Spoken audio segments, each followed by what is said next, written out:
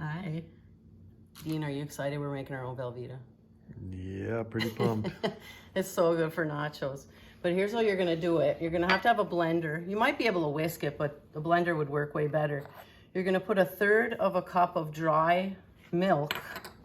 And I got these little packs of gelatin, and I'm using 2 of those. And a little pinch of salt. And you're gonna blend this up. Just kind of blend it like that. And then you're gonna add a cup of boiling water. And you gotta work kind of fast now at this point.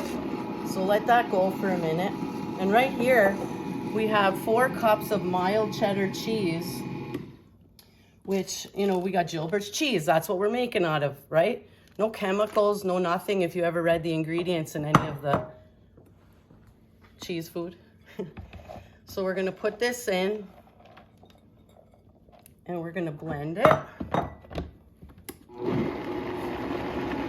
You can see it melts instantly.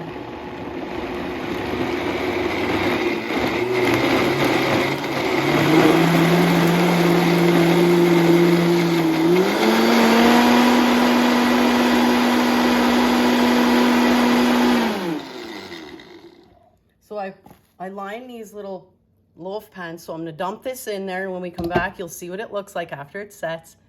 And I think we'll make a grilled cheese sandwich, Dean. Sounds good.